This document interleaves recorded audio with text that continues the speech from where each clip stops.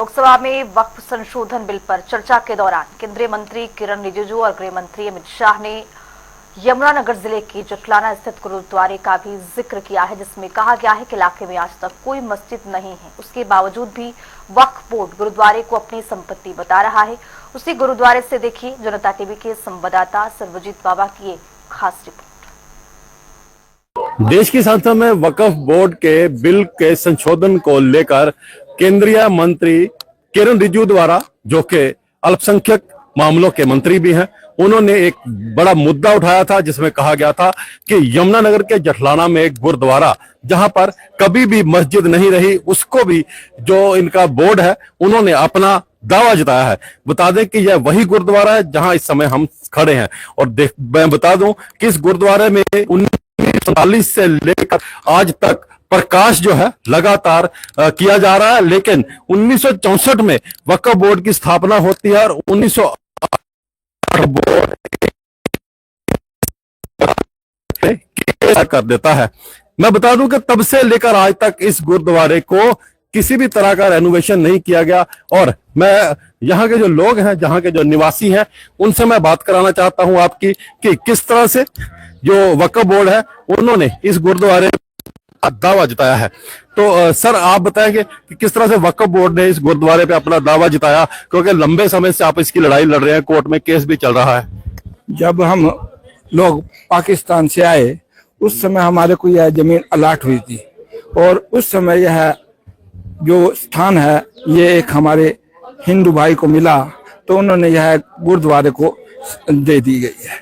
उसके पश्चात उस समय हमारे पास बहुत गरीब लोग थे, क्योंकि वहां से आए थे, तो हमारे पैसा था नहीं, हम बना नहीं सके इसको। तो उसके पश्चात इन्होंने वक्फ बोर्ड ने हमारे ऊपर केस कर दिया कि यह जमीन हमारी है। यह केस हमारे पिताजी श्री राम प्रकाश जी ने सन 1968 से उन्होंने ये केस लड़ा है और एक बार कुरुक्षेत्र में हम लोग ये जीतते भी हैं केस को। फिर कुछ समय के पश्चात उन्होंने दोबारा केस कर दिया। लगातार ये केस चलता रहा, कभी वो जीतते हैं कभी हम जीत गए। तो इस तरह यह अधूरा का अधूरा हमारा यह गुरुद्वारा रह गया, ना कोई इसमें कोई काम हुआ आज तक। हम सभी लोग बहुत परेशान हैं। तो देखिए, ये जो गुरुद्वारा है इसका जो केस है वो कोर्ट में चल रहा है। जिस तरह से उन्होंने बताया कि इनके पिताजी ने इसका जो केस है उसको जीता भी है। गुरुद्वारे के नाम पे कोर्ट द्वारा इस केस को जीता गया कुरुक्षेत्र की कोर्ट से, लेकिन अभी तक दोबारा वक्फ बोर्ड द्वारा इसका दोबारा केस कर दिया जाता है। और कभी वक्फ बोर्ड जीतता है, कभी गुरुद्वारा साहब के जो नुमाइंदे हैं वो जीते हैं। और भी हैं हमारे साथ। माता जी, आप बताएंगे, गुरुद्वारा साहब में आप प्रतिदिन आते हैं, प्रकाश चल रहा है, लेकिन फिर भी इसका जो है निर्माण नहीं हो पा रहा। कुछ नहीं हो रहा। अब बीच में से जीत गए थे केस, सब कुछ हो गया था।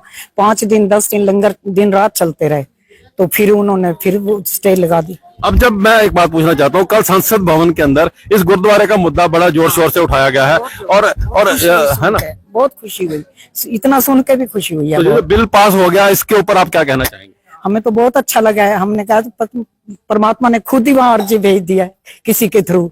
बहुत खुशी हुई कल से। तो देखिए, इनकी खुशी का ठिकाना नहीं है। इनका ये कहना है कि जिस तरह से संसद में ये बिल पास हो गया और इस गुरुद्वारे का मुद्दा उठा है, तो उसको लेकर इनकी खुशी। हमारे पास जिला परिषद के वाइस चेयरमैन हैं, तो अग्निवीर जी आप बताएंगे, आप इस एरिया से बिलोंग करते हैं, कल मुद्दा भी उठा है संसद में, क्या कहना चाहिए? देखिए, जिस तरीके से आप सब लोग देख रहे हैं कि यहाँ पर जितनी हमारी माताएं हैं, जितने हमारे भाई हैं, यहाँ पर इन लोगों का इतना भी अधिकार नहीं दिया गया। वक्फ बोर्ड ने इतनी नाक में दम करके रखा कि यहाँ पे अपनी आके मत्था भी टेक सके। यहाँ पर छत नहीं है। यहाँ पे थोड़ा सा काम कराने जाते थे तो वक्फ बोर्ड वाले हल्ला मचाने लग जाते थे। इनकी गुंडागर्दी कई सालों से इसी तरह चलती है। हम धन्यवाद करना चाहेंगे माननीय अमित शाह जी का, जिन्होंने कल इस धांधली को रोकने में पहल की और इस धांधली को रोका। हम बहुत बहुत शुक्रगुजार हैं उनके। यहाँ के प्रबुद्ध लोग हैं, देवेंद्र चौहान जी, हम उनसे भी बात करते हैं। चौहान साहब, काफी लंबे समय से आप इस क्षेत्र में हैं और समाज सेवक भी हैं। गुरुद्वारे का मुद्दा कल संसद में उठा है, तो क्या कहना चाहेंगे आप इसके ऊपर? देखिए जी, मेरा तो कहना यह है कि माननीय अमित शाह जी ने ये ऐतिहासिक कदम लिया है। इसके अंदर जो हमारे यहाँ का सिख समुदाय है ना, उसको तो बहुत ज्यादा रिलीफ मिला है। यहाँ की जो गुंडागर्दी थी ना इन लोगों की, वक्फ बोर्ड वालों की, उसको खत्म करने का काम किया है।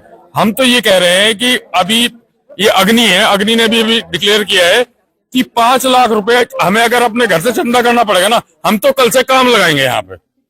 आज यहाँ पे नलके का काम करा जाएगा और कल को यहाँ पे जो है वो कर, चाहे इसके लिए कुछ भी हो, जेल जाना पड़ेगा, जेल चले जाएंगे, जो कुछ भी होगा हो जाएगा, लेकिन अब इस गुरु घर को ऐसे नहीं छोड़ा जाएगा। तो देखिए, ये थे देवेंद्र चौहान जी, इनका ये कहना है कि इस गुरु घर को अब ऐसे नहीं छोड़ा जाएगा। और भी हैं सर, आप बताएंगे कब से चल रहा है इस गुरुद्वारे का मुद्दा? ये तो जी हमारे बड़ों के टाइम से चल रही है, हम तो उस टाइम शायद जन्म में भी नहीं होंगे तब से चल रहा होगा सर।